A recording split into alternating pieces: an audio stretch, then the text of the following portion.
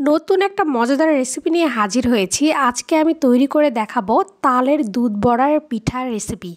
এই পিঠাটা অসাধারণ টেস্টের হয়ে থাকে, আর এই সময় যেহেতু তাল সব জায়গাতে পাওয়া যায়, তাই এই সময়ের একটি জনপ্রিয় পিঠার রেসিপি হচ্ছে তালের দুধ বড়া পিঠার এই রেসিপিটি।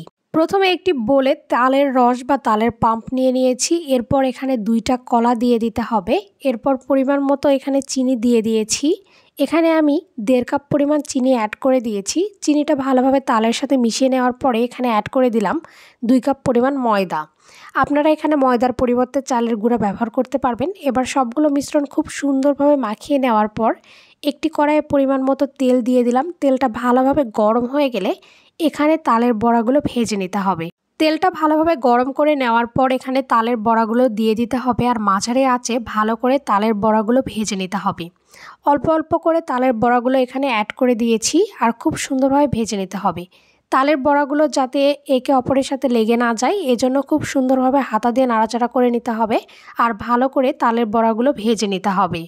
এভাবে তালের বড়াগুলো লাল লাল করে ভেজে নিতে হবে। এরপর এগুলো উঠিয়ে নিয়েছি। এবার একটি হাঁড়িতে 1 লিটার পরিমাণ দুধ নিয়েছি। দুধটাকে ভালো করে জাল করে ঘন করে নিয়েছি। এরপরে এখানে কয়েকটা তেজপাতা, সাদা এলাচ অ্যাড করে দিয়েছি, আর 1/2 কাপ পরিমাণ চিনি এখানে অ্যাড করে দিয়েছি।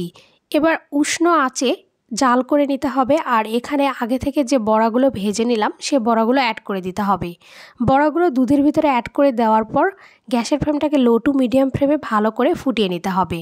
আর দুধটাকে অবশ্যই আপনারা ভালো করে আগে থেকে ফুটিয়ে ঘন করে নেবেন। এভাবে মালাই করে নেওয়ার পর তালের বড়াগুলো এখানে অ্যাড করে দিলে দারুণ সুন্দর খেতে লাগবে, আর পিঠাটা অনেক মজার হবে। এবার গ্যাসের চুলা থেকে নামিয়ে নিয়েছি। এবার এগুলো খুব সুন্দরভাবে ঠান্ডা হতে দেবো, আর ঠান্ডা করে নেওয়ার পর তালের এই পিঠা খেতে কিন্তু ভীষণই ভালো লাগে। ভিডিওটিতে একটি লাইক দেবেন, আর চ্যানেলটি অবশ্যই সাবস্ক্রাইব করে ফেলবেন।